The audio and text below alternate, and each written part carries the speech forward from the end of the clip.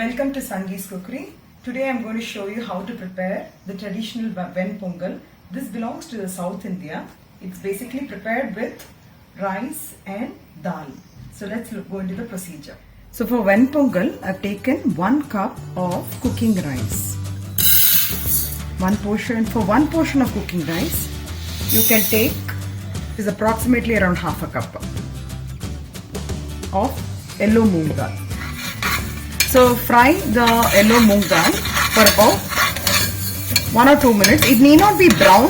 You just have to fry it lightly, just to get the little bit of roasted effect.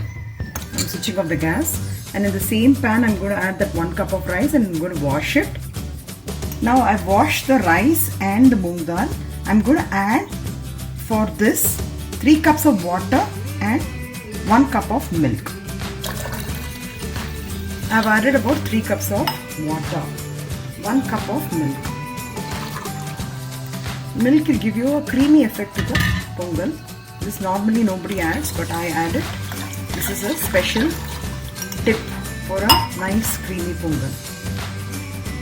I'm also going to add 1 slit green chilli in this and some grated ginger while cooking this rice and dal. So I'm going to cook this rice and dal for about 4 to 5 whistles, okay, because it has to be mashed quite well. I'm going to add a spoon to it. This is a very special tip so that milk and water does not ooze out as much from the cooker. So this is a tip which is given by my grandmother. Let's cook it for 3 whistles. The rice and the dal has been cooked well in the cooker. So what we're going to do is let this be aside. Meanwhile, we'll be preparing the masalas for it. About 1 teaspoon of pepper and 1 teaspoon of jeera. I'm going to coarsely grind it, like not finely powder it. I've just crushed it. You can see a few pieces of pepper and jeera still in it. I have not finely powdered it because if you finely powder it and add it in the mixture, it will change the color of the pongal.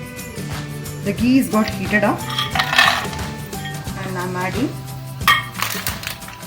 some cashews to it.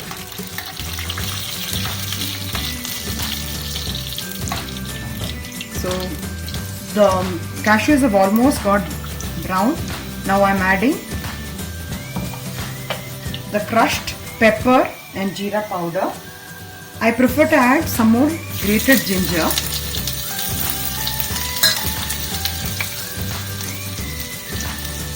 And some hing.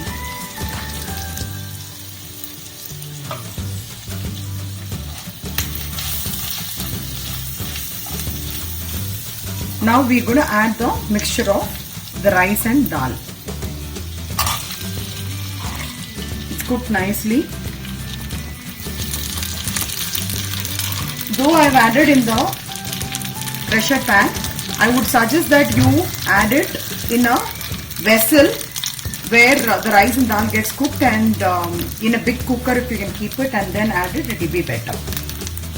You can stop with ghee itself if you don't like the taste of gingery oil, but in South India we prefer to add a combination of gingery oil and ghee. So I'm adding a little bit of gingery oil also.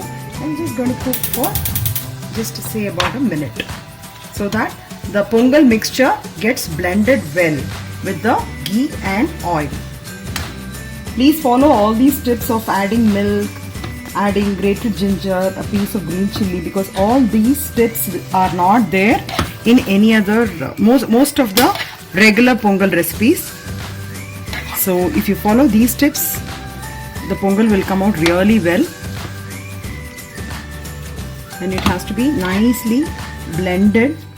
So you can just mash it well with the ladle. So I am switching off the gas and you can add a teaspoon of ghee. Basically this pongal tastes well as long as you add more ghee to it. So we can add finely crushed curry leaves as a tempering on top of the pongal. This can be added along with the pepper jeera crushed mixture also. I did not add it at that time, so I'm just adding it right now.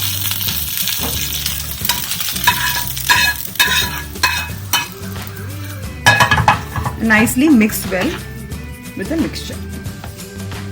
Your tasty Ven Pongal is ready to serve. The traditional South Indian Ven Pongal, which is made of rice and moong dal, is ready to be served. This goes well along with chutney and sambar. Hope you all enjoy the traditional Ven Pongal with your family. Please share your comments and subscribe to my channel.